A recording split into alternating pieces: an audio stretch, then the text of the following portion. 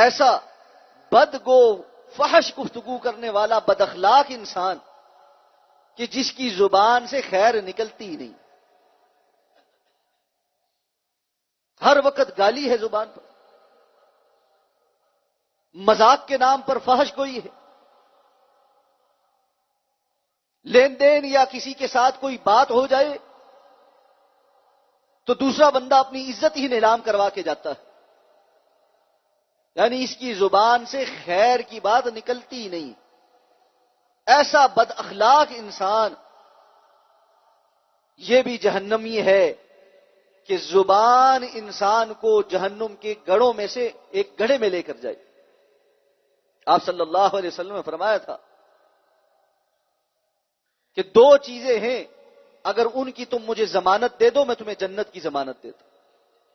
ایک جو تمہارے دو جبڑوں کے درمیان ہے یعنی تمہاری زبان، اور جو ایک تمہاری دونوں ٹانگوں کے درمیان یعنی اپنی عصمت کی حفاظت کی ذمہ داری مجھے گارنٹی دے دو، یہ دو چیزیں غلط جگہ استعمال نہیں ہوں گی، میں تمہیں جنت کی گارنٹی دیتا ہوں۔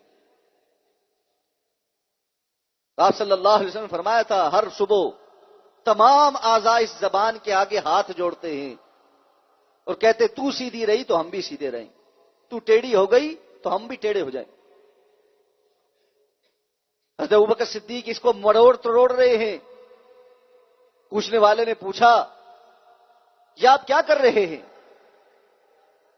صدیق اکبر ابوبکر صدیق رضی اللہ تعالیٰ عنہ جیسا بندہ کہتا ہے ھذا الذی اوردنی الموارد، یہ ہے جس نے مجھے ہلاکت کے گڑھوں کے قریب پہنچا دیا۔ ہماری فکر ہی نہیں ہے کہ کہاں چل رہی ہے، کدھر دوڑ رہی ہے، اس سے کیا نکل رہا ہے، اور اس سے ہمارے پکڑ ہوگی، ہمارا محاسبہ ہوگا۔ غیبت ہے، چغلی ہے، بدگمانی کی باتیں ہیں، دوسروں کی عزتیں تار تار کرنے کی باتیں ہیں، تانے ہیں، تکلیف دہ باتیں ہیں۔ معلوم ہے فلاں کا یہ مسئلہ ہے، اس سے جا جا کر ہمدردی کے نام پر لیکن اس کو کچوکے لگانا۔ بے روزگار آدمی ہے، اس سے جہاں ملے ہاں جی کچھ ہوا کہ نہیں ہوا، تمہارا کچھ بنا کہ نہیں بنا، چلو ساری باتیں سنانے کے بعد خیر ہوگی ٹھیک ہو جائے، پتہ ہے اس کی تکلیف کا معاملہ ہے، اس کو کیوں کچوکے لگاتے؟ والدین کی اولادوں کے رشتوں کے مسئلے ہیں، جا جا کے ان کے پاس کچوکے لگانے کے انداز میں پھر کچھ نہیں بنا جی، وہ جو آخری مرتبہ کوئی بات چلی تھی اس کا بھی کچھ نہیں بنا۔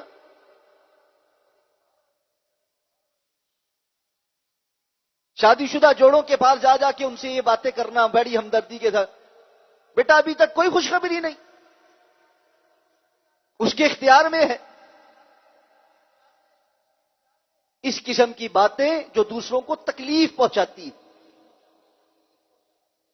کسی کا کوئی معاملہ خراب ہو گیا، کسی کی بچی کا گھر نہیں بچ سکا، طلاق ہوگی، اللہ سب بچیوں کے گھر اچھے کرے، کیا ضرورت ہے جا جا کے پوچھنے کی؟ پھر کیا ہوا جی، کیا کیا انہوں نے؟ پھر آخر میں اٹھتے ہوئے بات کرنا، چلو جی کوئی چھوٹی موٹی کھٹپٹ ہوتی ہے، کچھ بات ہوتی ہے تو کچھ نہ کچھ ہوتا ہے۔ سننے والوں کے دل پر کیا گزر رہی ہے اس بات کا ہمیں کوئی احساس۔ بعض مواقع بڑے حساس ہوتے ہیں، ان پر کی ہوئی نمک پاشی انسان کے دل کو زہریلا کر کے رکھ دیتی ہے، اور اسی موقع پر کی ہوئی ہمدردی انسان کے لیے پتہ نہیں اللہ کی طرف سے کیسی کیسی خیر لے آتی۔ پہلے بھی آپ کے سامنے تذکرہ کیا تھا، ام المومنین حضرت عائشہ صدیقہ رضی اللہ تعالیٰ عنہ فرماتی ہیں جب مجھ پر تہمت لگی